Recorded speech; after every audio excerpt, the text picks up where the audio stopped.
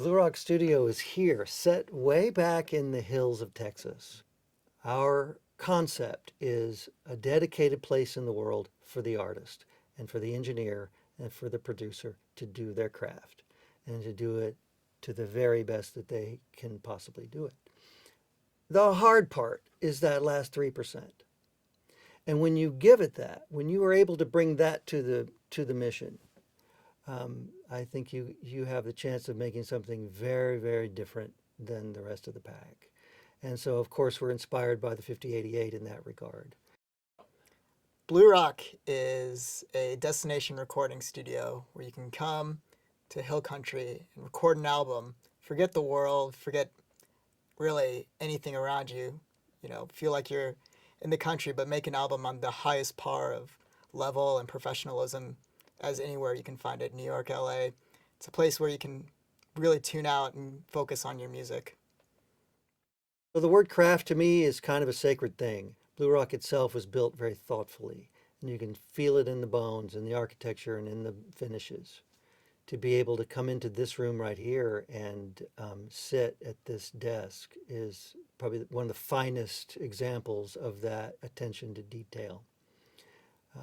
Mr. Neve, of course, has a lifetime of that quality, and I think it's obvious that his crowning achievement, the 5088, is replete with thoughtful detail.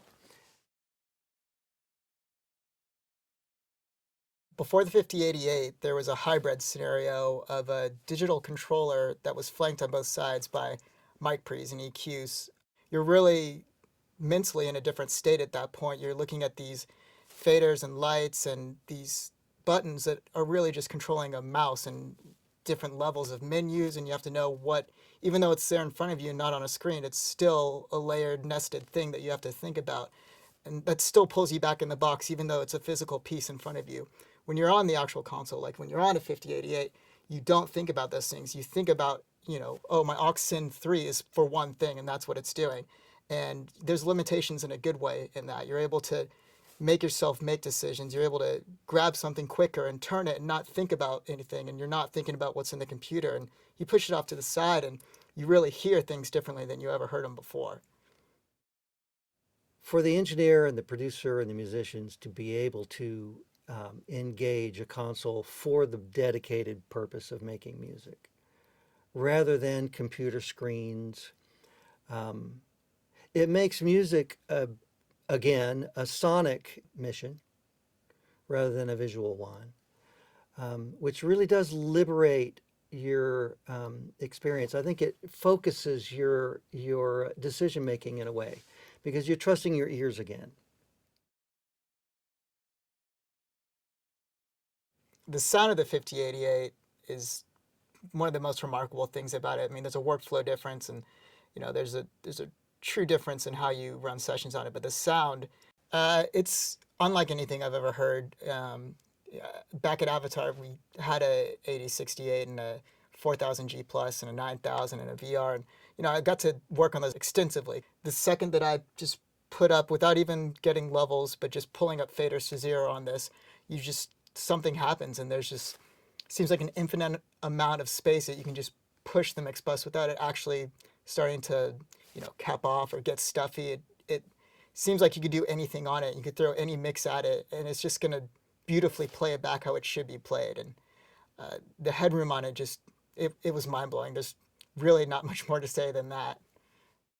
I had some mixes that I put back through this console that I had done several years back, and just to hear it come together so quickly and to hear the sounds being integrated in the way that they are through this piece of gear.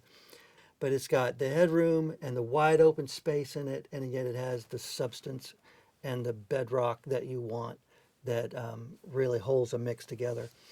And it does seem like things really do come together quickly when you pull a song up and faders up.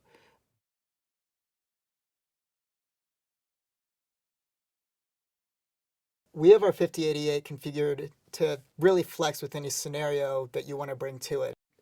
Starts with 16 channels of the 5032 mic pre and EQs.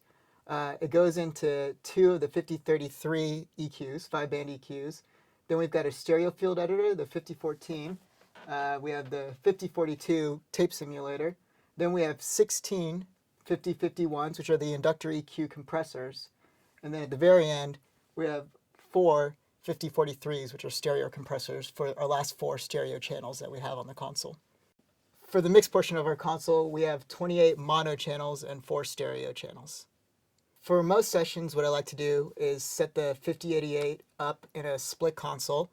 So I'll have one side of it be my sends to tape and the far side be my returns from tape. I like to be able to use the faders to send with and have the processing of our 5051s on the back end if I need it. Sometimes if I need more monitoring channels, I'll have pre's go directly to tape and monitor on all the faders across. It really depends on the scenario of the session. If it's a live broadcast thing, if it's an in-studio thing, every scenario is a little bit different on how we set it up, but all of them we're able to achieve with the 5088.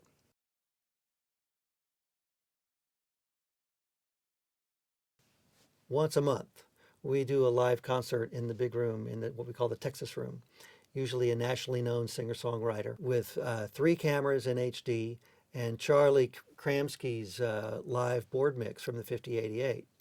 And it's truly it's a wonderful, exciting piece of programming. One of the things we did recently, in fact, I think it was probably the very first live mix we did from this console, was a band from England called the Dunwells. Young guys from Leeds, England. And now that we have met and heard them, we kind of think they're the brand new British explosion. It's 5 guys, and in our setting, it was totally stripped down, cajon instead of full kit, and acoustic guitars, but the vocals were incredible, and the energy was amazing. And man, talk about guys that can just stand up and get it done. And of course, they gave us a lot of energy to wrangle. And Charlie's mix went out live, and we had the most fun. Man, we were just hopping after that session.